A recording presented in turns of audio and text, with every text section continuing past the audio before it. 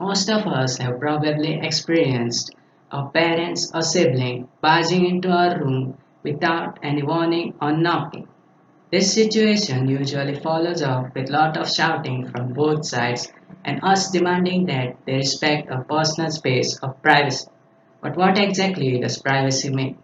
Well, according to the definition in Oxford Dictionary, privacy refers to a state in which one is not observed or disturbed by other people, or a state of being free from public attention. In other words, this essentially means that a person can seclude themselves from attention of others, stay anonymous whenever they choose to. But in recent times, with the rise in popularity of internet, online privacy has become a grave concern, with advertising companies taking users' personal data with an excuse of providing personalized or targeted ads. In this video, we will be essentially looking at two types of privacy: physical privacy, or one concerned with personal space of a person, and online privacy. Privacy of the person. Privacy of the person embraces the right to keep the body functions and body characteristics private. Usually, personal privacy is not regarded as seriously as it should be. For instance, the adults never actually give the priorities to the privacy of their youngsters. Now, let us see the different types of personal privacies which we tend to ignore or has no priorities in our society. Privacy of behavior and action. This concept includes sensitive issues such as sexual preferences, habits, political activities, and religious practices. It basically speaks about the right of choice. Privacy of thoughts and feelings. People have the right not to share their thoughts or feelings or to have those thoughts or feelings revealed. Individuals should have the right to think whatever they like, for instance, creative freedom which benefits society because it relates to the balance of power between the state and the individual. Privacy of location and space. Individuals have the right to move about in a public or semi public space without being identified, tracked, or monitored. This concept is very much important for people like introverts because solitude is their major priority. Privacy of association. It is concerned with people's right to associate with whomsoever they wished without being monitored. This long has been recognized as desirable for a democratic society as it fosters freedom of speech, including political speech, freedom of worship, and other forms of association.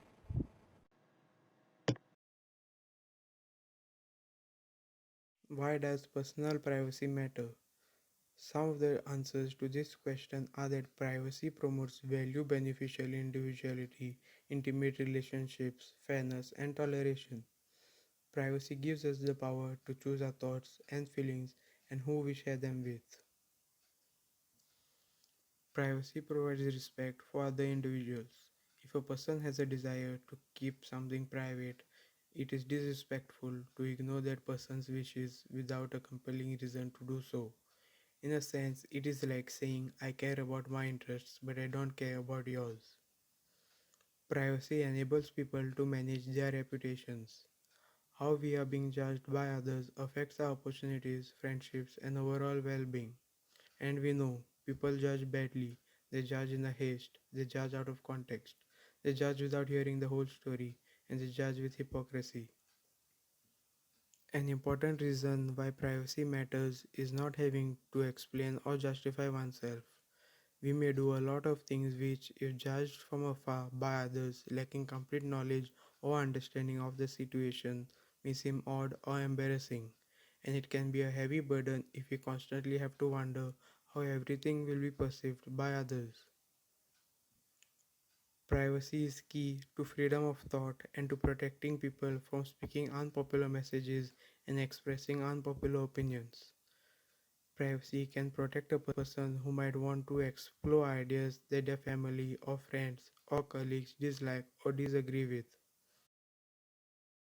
Going off of the idea of privacy mentioned before, internet privacy is defined quite similarly.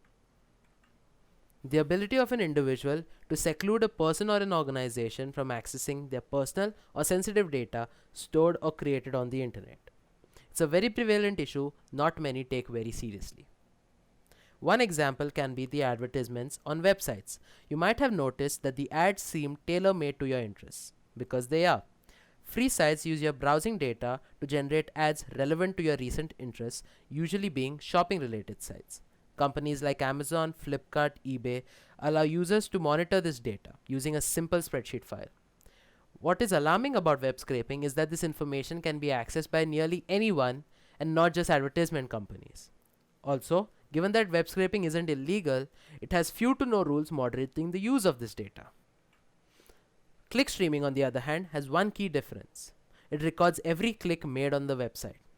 This data, being very thorough, is useful to advertisers. And this data is stored as a text file called a cookie. Usually websites that offer cookie-based information requires advertisers to buy it from them. Another example can be hacking. Hacking is defined as when personal or sensitive data belonging to a person, company, or the government is illegally accessed by an individual or a group of individuals.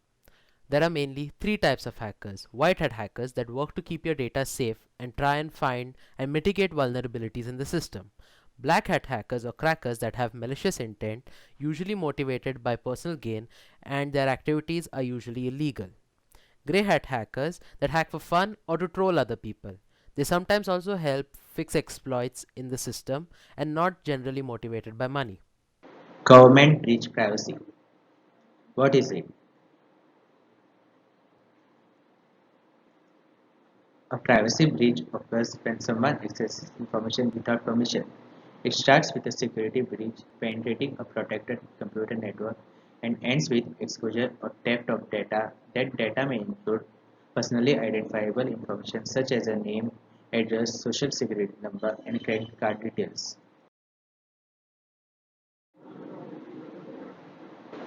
In modern life, privacy is relinquished in so many ways, from a daily commute to how productive you are at work, to what you search on Google, to what you buy in a store. Almost nothing is truly private anymore. The Supreme Court ruled in a landmark judgment that privacy is a fundamental right. There was celebration across the nation after this judgment. Sadly, however, the same court changed its character a year later in the Aadhaar card judgment. It upheld Aadhaar PAN linkage and allowed the unique number to be used for government schemes and subsidies. Technological innovation has outpaced our privacy protection. As a result, our digital footprints can be tracked by the government and corporations in ways that were once unthinkable. This digital footprint is constantly growing, containing more and more data about the most intimate aspects of our life. This includes our communication, whereabouts, online searches, purchases, and even our bodies. When the government has easy access to this information, we lose more than just privacy and control over our information. Free speech, security, and equality suffer as well.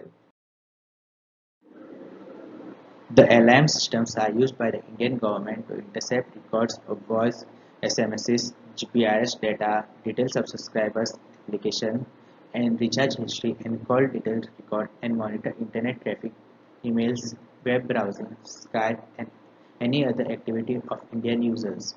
Mobile operators deploy their own alarm system which allows the government to intercept calls after taking due authorization in compliance with Section 5(2) of the Indian Telegraphic Act.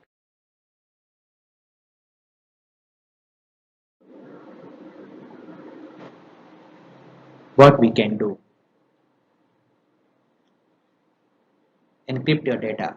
Encrypt your data both in transit and at rest. While most government may be able to break your encryption, it will take time and effort. If your data is not utmost importance to the government, it may not bother to see if you have taken the proper security steps. Use a VPN. Use a VPN as a pathway to the internet. A VPN will protect your browser from intruders and lower the number of ways that malicious activity, including government, can break into your network. This video we understood what is meant by personal privacy. We also discuss about some different types of personal privacy, like privacy for individual thoughts, privacy for space and time. We also discuss why personal privacy is important, why how it helps individual. It is said that if we have privacy we have freedom and harmony is maintained in the society. However, not much importance is given to privacy of others. Meaning people neglect the privacy of others. They are interested in their privacy, but they don't care about others' privacy. So how can we stop this? How can we make people feel a sense of individuality? So this can be done by different ways, like by respecting others' privacy, giving them some space and time for themselves, respecting their thoughts. So this was about personal privacy. We also discussed about the government breach privacy, where government monitors the day-to-day activities of the citizen, meaning they interrupt with our privacy. But there are not much ways in which we can avoid this, meaning we can't avoid the government from accessing our data, but there are some ways like Loom had discussed about encrypting our data and using VPN. So this was our video on the topic privacy. Thanks for watching this video and hope you guys like this video.